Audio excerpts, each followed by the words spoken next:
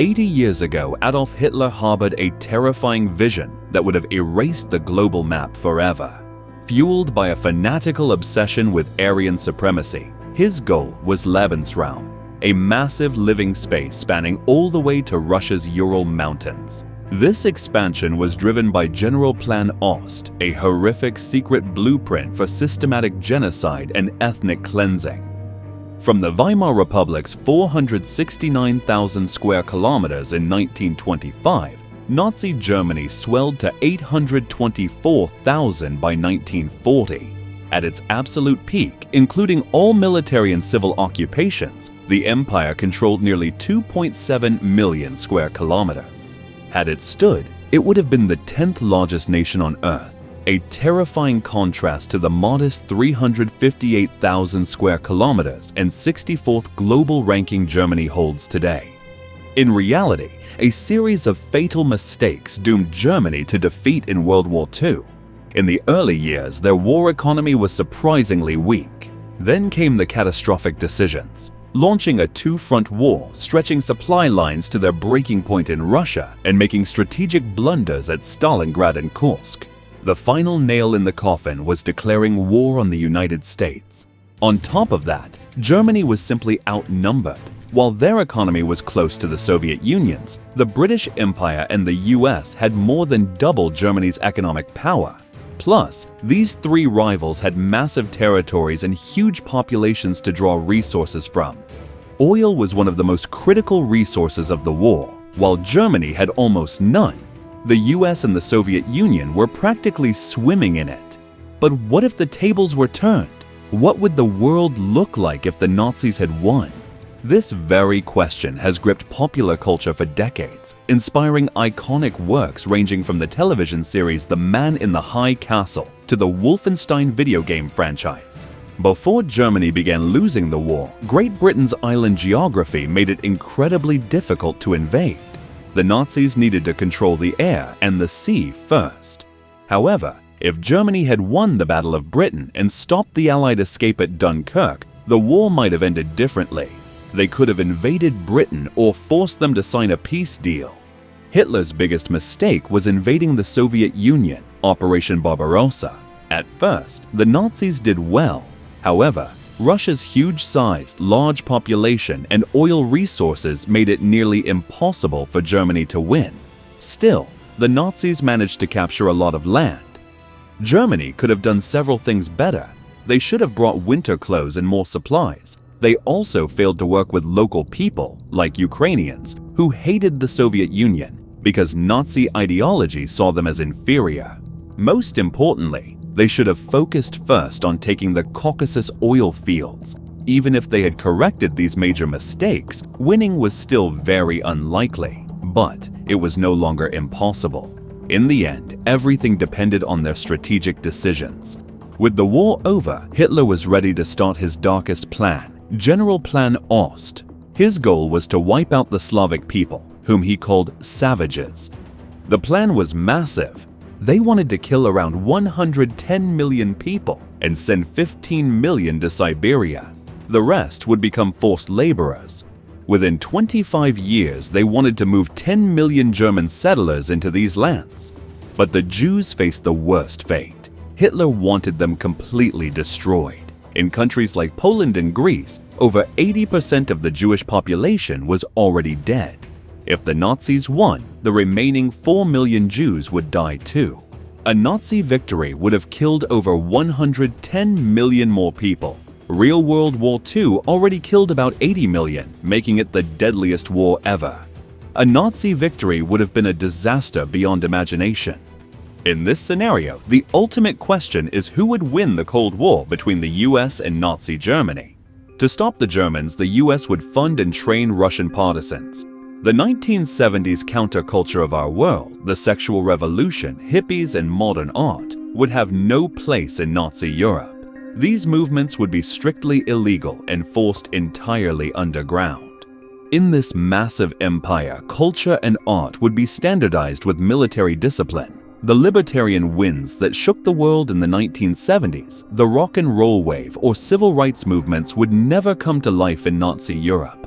they would all be deemed degenerate and completely banned.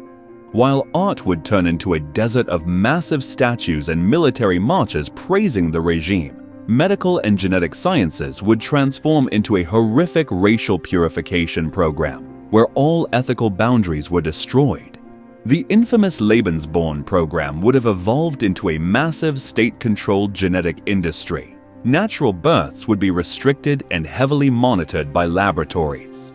Through gene editing, the Nazis wanted to create pain-resistant, completely obedient super soldiers and their ideal citizens.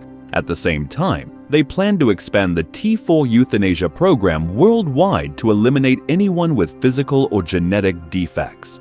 Instead of the Cuban Missile Crisis, a similar standoff would happen in Iceland. Iceland would fall under German control, allowing the Germans to place missiles there that could reach the US and Canada. But the real threat would come from space. German scientists would have built a terrifying weapon called the Sonnengewehr. This weapon would be a giant curved mirror in orbit. By focusing sunlight into a single beam, it could burn down American cities, boil oceans, or destroy farm fields. If modern Germany had kept all the territories it conquered during the war, today's world map and political landscape would be completely different.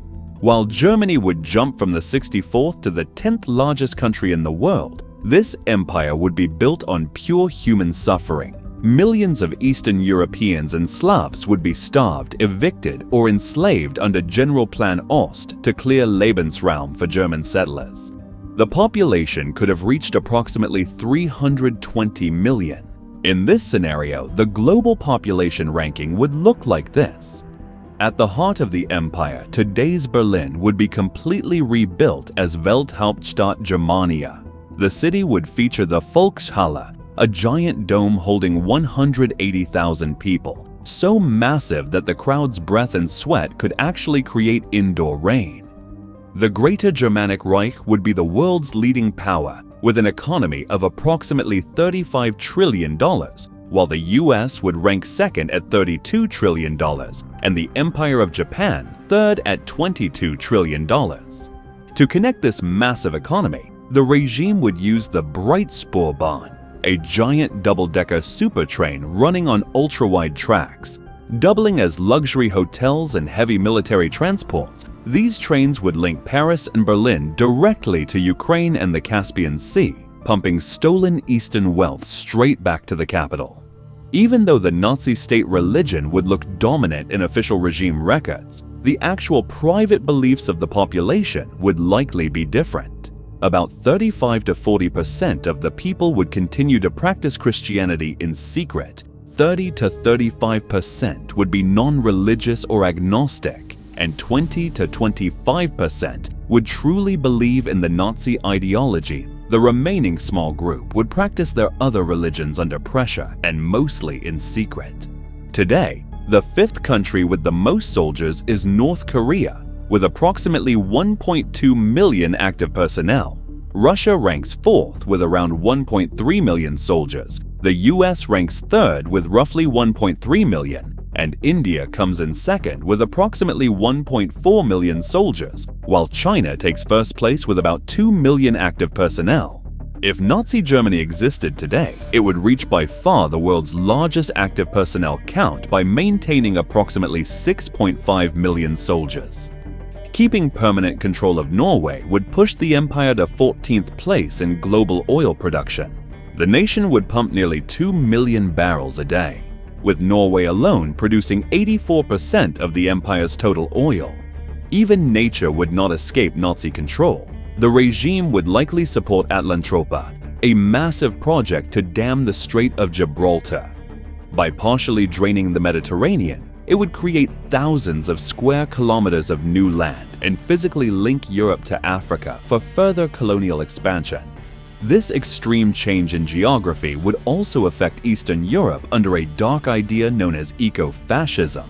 While keeping Germany itself as a clean, carefully protected rural paradise, all heavy industrial pollution would be pushed onto the conquered territories.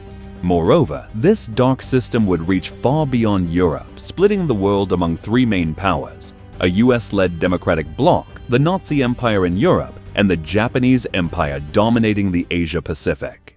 Globalization and human rights would not exist. The internet would not be a place to share information freely. Instead, it would be a giant digital network used by the regime to watch everyone, spread propaganda, and erase history to rewrite human memory.